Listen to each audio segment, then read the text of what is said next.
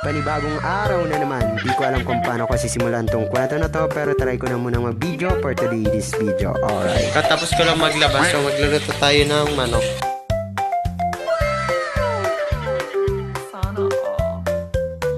So, ugasan na natin to. Kubet yung chicken. Watch na po kami ng multo ha. Oo. Magandang araw sa iyo, Sir Eric. Nais kong ibahagi sa inyo ang kwento ng aking kaibigang si Roderick.